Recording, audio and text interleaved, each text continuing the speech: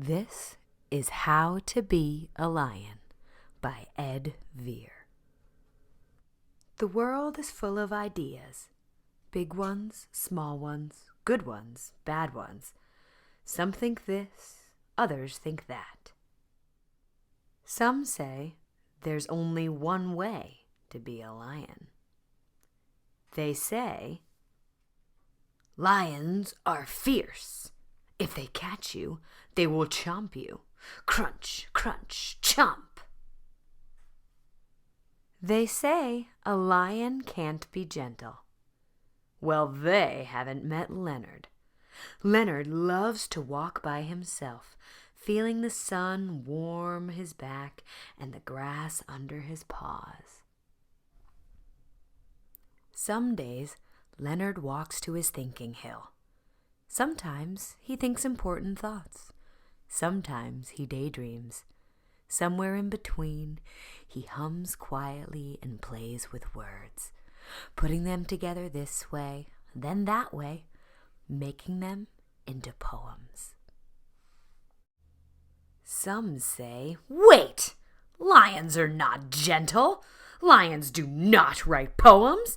And if a lion met a duck, bad luck for that duck. Crunch, crunch, chomp. But if Leonard met a duck, what do you think would happen? Hello, said Leonard. I'm Leonard. Hello, said the duck. I'm Mary Ann. I'm writing a poem, said Leonard. But I'm stuck. Will you help me? You're in luck, said Mary Ann. I'm a poetic duck.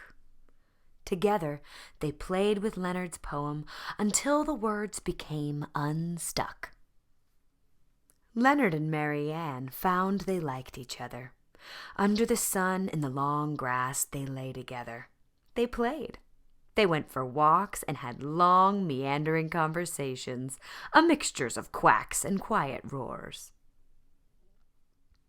At night, they watched for shooting stars and made wishes if they saw them. Do you think the universe has edges? Quacked Mary Ann. If it doesn't, said Leonard, will we fall out?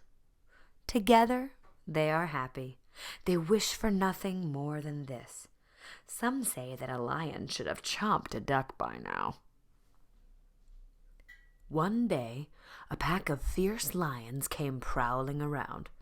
What's going on here? They growled. Why hasn't this duck been chomped? This duck is Mary Ann, said Leonard. She's my friend, and nobody will chomp her. The fierce lions came closer. We heard you're gentle. We heard you make up poems, but not chomping a duck. You've gone too far. The fierce lions growled and roared. There's only one way to be a lion. Leonard, you must be fierce. Must I be fierce? Said Leonard. Must I change? They're wrong, quacked Mary Ann, and we will show them why. Leonard and Mary Ann went to their thinking hill. They thought hard. After a while, Leonard hummed a serious hum. An idea started to form. Mary Ann quacked a serious quack. The idea grew. They put their words together like this, like that, building them into a poem that made sense of what they thought. Finally, they were ready. Leonard took a deep breath. I'll say this quietly, I needn't roar to be heard. I can be a friend to a bee or a bird. You say I must change, I must chomp Mary Ann, but chomping your friends is a terrible plan. Let nobody say just one way is true. There are so many ways that you can be you. If there must be a must, then this we must try. Why don't you be you, and I will be I? Some say words can't change the world. Leonard says, if they make you think, then maybe they can. Is there just one way to be a lion? I don't think so. Do you? The end.